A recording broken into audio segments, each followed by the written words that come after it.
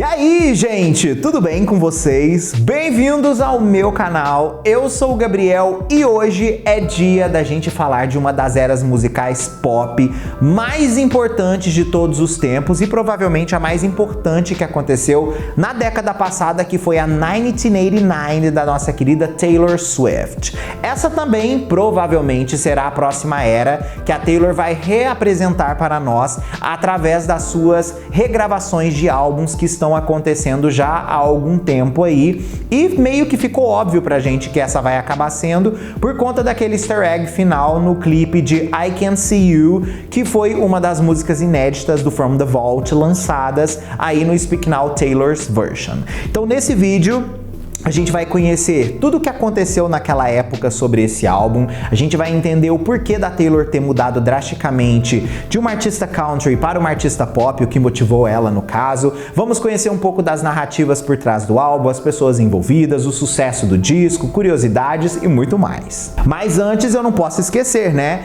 Se você não é inscrito aqui no canal, por favor, já se inscreve, vem fazer parte aí da nossa comunidade. Aqui eu falo de música pop, falo de outros assuntos relacionados como Hollywood ou cinema e vai ser maravilhoso ter você aqui com a gente. Além disso, eu também lancei a loja de camisetas aqui do canal e tem várias estampas lá inspiradas pela Taylor Swift e suas eras musicais. Se por acaso você ainda não foi conferir, clica no link que está fixado no topo aqui dos comentários ou na descrição do vídeo. Com certeza é uma peça-chave para você poder usar aí na The Eras Tour que tá vindo pra cá com tudo. Bom, até o quarto álbum de estúdio da carreira da Taylor, ela basicamente se identificava como uma cantora de country. Isso daí é incontestável para todo mundo, né? O primeiro disco dela foi totalmente focado nesse gênero, o segundo reafirmou ela nesse mercado, o terceiro consagrou ela com toda certeza, mas quando ela fez o Red, que foi o quarto álbum dela, ela resolveu fazer algumas experimentações diferentes para conseguir talvez fazer com que a música dela fizesse um crossover para o mercado do pop. Afinal de contas, a Taylor vendia muito bem para o público country, mas o público pop também estava gostando dela. Então, vendo essa possibilidade, ela resolveu fazer um disco que tinha essa possibilidade atrelada. E assim ela fez. E obviamente, qual foi o resultado? O lado pop do álbum se tornando mais popular do que o lado country. Os sucessos do álbum, como por exemplo We Are Never Ever Getting Back Together, que ajudou a Taylor a ter mais um number one na sua carreira, e outra música como I Knew We Were Trouble, que foi número 2, foram canções que representaram esse estilo pop eletrônico predominante dessa nova fase musical daquele momento da indústria, através da voz de Taylor.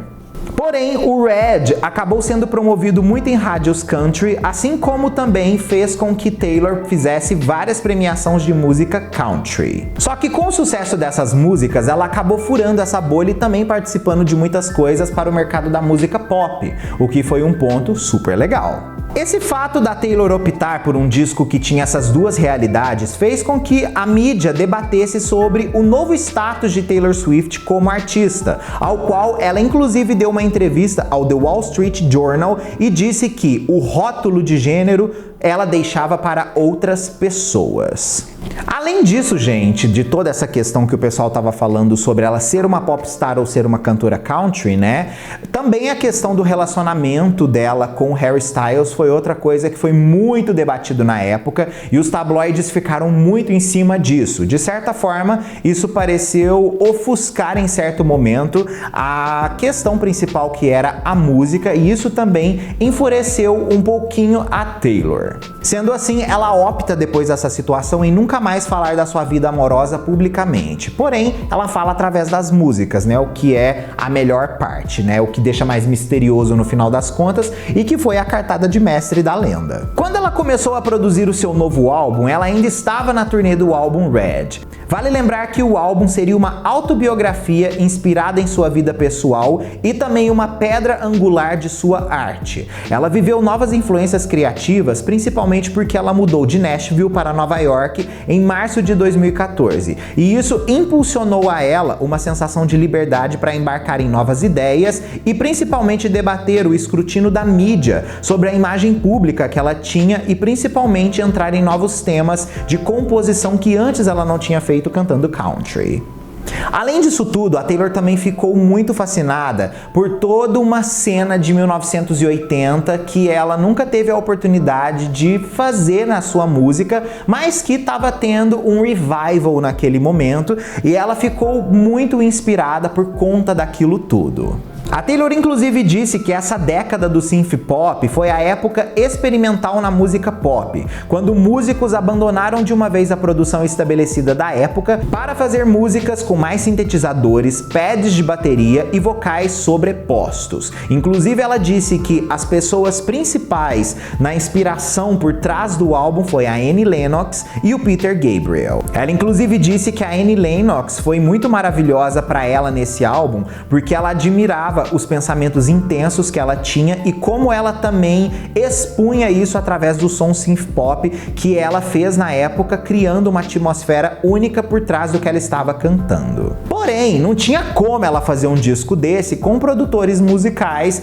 de música country, né? Então ela resolveu recrutar as melhores pessoas no mundo que produzem pop para poder trabalhar com ela. E mais uma vez, ela se junta com Max Martin, chama também o Shellback para trabalhar com ela, entre algumas outras pessoas que já vamos falar. A colaboração de Taylor com Max e Shellback era muito maravilhosa. Inclusive ela disse que gostava de trabalhar com eles porque muitas vezes eles pegaram suas ideias e levaram em uma direção completamente diferente, o que desafiou ela como compositora. Vale lembrar que na época o presidente da Big Machine, que é o Scott Borchetta, inicialmente ficou cético à relação de Taylor Swift e essa situação toda, e a convenceu a gravar algumas músicas country com instrumentos como violino, entre outras coisas. Porém, Taylor acabou voltando atrás e não lançou essas canções que ele pediu para ela fazer. Logo depois disso, a Taylor tem uma reunião com ele e explica o novo direcionamento da carreira dela que ela está optando em ter, principalmente porque o pop está chamando mais atenção no trabalho dela do que o country, e ele acaba concordando no final das contas. Porém, vale lembrar que a Big Machine era uma gravadora de country, não era uma gravadora que tinha experiência com pop. Então vamos dizer que assim, foi um caminho novo também para a gravadora para poder lançar esse disco da Taylor. Então foi um trabalho muito árduo que eles tiveram dos dois lados, não somente da Taylor produzir um álbum pop. Outra pessoa que entrou no meio disso tudo e que ajudou ao álbum a ter uma atmosfera única foi o Jack Antonoff, outro produtor-chave que já havia trabalhado com Taylor antes, por exemplo, na música Sweeter Than Fiction, de 2013. Vale lembrar que ela ficou muito fascinada pelo som New Wave 1980 que ele apresentava ali para ela, através do sintetizador Juno 6, que ele usava muito para poder produzir as suas canções. Uma outra pessoa também que a Taylor queria muito trabalhar na carreira dela era o Ryan Tedder, e assim ela contrata ele para fazer algumas músicas também para o disco. Vale lembrar que o Ryan Tedder produziu músicas para Beyoncé, produziu o Versions of Me da Anitta. Na verdade, ele produziu a parte mais pop do Versions of Me da Anitta, né? Ele é o vocalista do One Republic, mas ele é amplamente reconhecido pelo seu trabalho como produtor musical pop.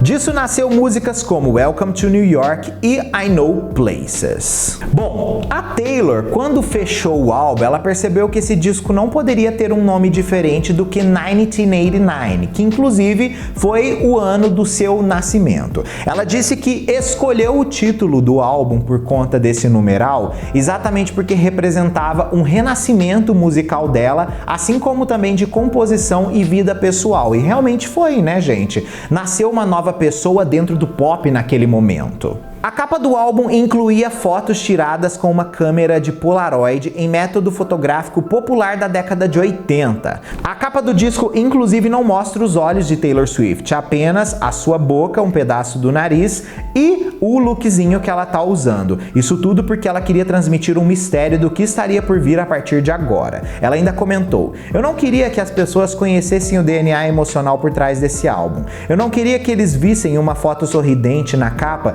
e pensassem que este era um álbum feliz, ou vissem uma expressão facial triste e pensassem, ó, este é outro álbum de breakup dela." Agora, uma curiosidade sobre essa ideia da Taylor de trazer de volta essa Polaroid para uma capa de álbum foi um fato de que ela fez meio que um reboot, vamos dizer assim, da cultura das Polaroids naquela época, sendo que não era algo que as pessoas estavam tão assim obcecadas em fazer, vamos dizer. O presidente executivo da Polaroid Corporation, Scott Hardy, relatou que o conceito de 1989 impulsionou um renascimento no cinema instantâneo, especialmente entre a subcultura hipster que valorizou a nostalgia e o elemento retrô que a sua empresa representa. Em março de 2022, a revista Billboard classificou essa capa de álbum como uma das 50 maiores capas de todos os tempos. Ela é poderosa, né, gente? Isso daí não tem nem o que dizer. Lenda. Vamos falar um pouquinho sobre as vendas do álbum, né? O disco, obviamente, foi um sucesso absoluto e por conta do grande sucesso dos singles, o disco foi extremamente impulsionado. Até 2017, o disco tinha vendido mais de 10 milhões de cópias mundialmente, sendo um dos álbuns mais bem vendidos de todos os tempos. Mas até então, ele com certeza já passou isso tudo, principalmente porque o relançamento dos catálogos de Taylor Swift tem feito a procura do público aumentar com suas músicas antigas novamente. E com o relançamento desse disco, a expectativa de que o álbum venda pelo menos 8 milhões a mais está sendo uma das coisas mais discutidas dentro da indústria. O sucesso do álbum fez com que ele passasse 11 semanas no topo da parada da Billboard 200 e gerando 7 singles totais. Ela lançou Shake It Off como lead em agosto de 2014, no dia 18, e a música foi number 1. Ela também lançou Blank Space em novembro, no dia 10 de 2014, e também foi outro number 1. Ela fez Style, que é uma música inclusive que ela fez sobre o Harry Styles, em fevereiro de 2010, o seu terceiro single, e a música foi número 3. Ela lançou Bad Blood como quarto single em maio de 2015, e a música foi number 1. Wildest Dreams veio após isso e foi um top 5, lançada em agosto. Out of the Woods foi o último single que ela lançou com um videoclipe oficial e a música atingiu o número 18, mas isso já aconteceu em janeiro de 2016. E New Romantics, que foi o último single do projeto com imagens da turnê, chegou em número 46 e foi lançado em fevereiro de 2016. Vale a pena a gente lembrar que essa era foi longa, né? Ela durou mais de 2 anos e foi uma das eras mais bem trabalhadas da carreira da Taylor Swift, assim como também uma das últimas grandes eras pop da indústria. Inclusive aqui no canal tem um vídeo sobre os artistas que mais sugaram as suas eras e a Taylor Swift tá lá, tá? Então a gente fala mais ou menos um pouco sobre esse álbum também. Bom, mas a gente tem que reconhecer também o legado do 1989, como que esse álbum de fato se tornou um acontecimento que até hoje reverbera nos novos artistas. Por quê? Não é somente sobre lançar um grande álbum, é sobre também você ter um impacto na cultura que mais à frente o seu trabalho seja referenciado de certa forma por ter influenciado artistas que estavam crescendo te ouvindo a produzir artes similares no trabalho deles.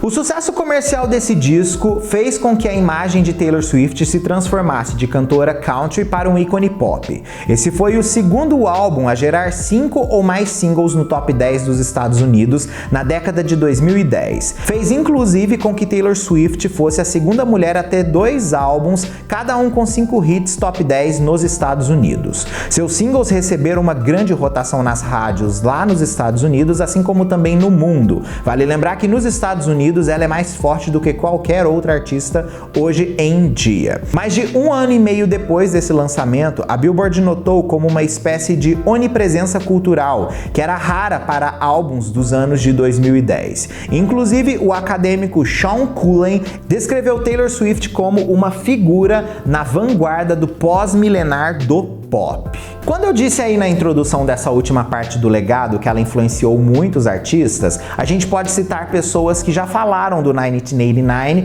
quando estavam divulgando seus projetos. Daí a gente pode citar Conan Gray, a gente pode citar também o Jared Leto, assim como também a banda pop britânica The Vamps, que se inspirou no 1989 ao compor o seu álbum de 2015 Wake Up. A diretora americana Jennifer Keating também citou o 1989 como uma inspiração para sua estreia no cinema no filme Someone Great de 2019. O sucesso do álbum também foi reconhecido nas maiores premiações do mundo, como por exemplo no Grammy, onde ele ganhou o álbum do ano e melhor álbum pop vocal, e foi listado no ranking de melhores álbuns de todos os tempos da revista Billboard, assim como da Consequence. Até hoje os jornalistas reconhecem todo o sucesso desse álbum e inclusive caracterizam a Taylor Swift como a rainha do pop dessa geração, assim também como uma artista que promove o poptismo à flor da pele.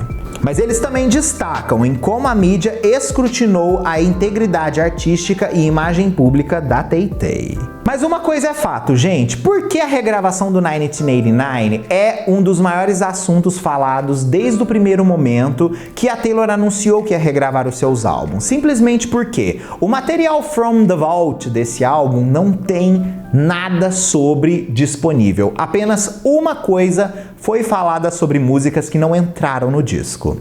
Uma música coescrita por Diane Warren se confirmou no Grammy Awards de 2014. Há também rumores de uma faixa título que ainda não foi confirmada ou vazada. E sim, pode ser possível existir uma música chamada 1989. E é isso, né, gente? A Taylor manteve um mistério gigantesco por trás da sessão desses álbuns e provavelmente o From the Vault desse disco será o mais emocionante de todos, porque no Speak Now a gente já conhecia o nome de algumas músicas que no passado haviam sido faladas, que elas existiam, e dessa vez a gente está completamente às cegas. Então eu acredito que o impacto do 1989 Taylor's Version pode ser o maior de todos que ela vai estar fazendo, né? Acredito sim que o Reputation pode ter um impacto igual ou talvez um pouquinho menor, mas eu acredito que o 1989 de fato vai ser uma coisa que a gente vai comentar por muito tempo ainda, principalmente depois dessa nova versão, tá? Comenta aqui a sua opinião sobre esse álbum, que eu quero saber o que você tem pra me dizer. Fechado? Um beijo, a gente se vê no próximo vídeo ou live nossa aí. Tchau!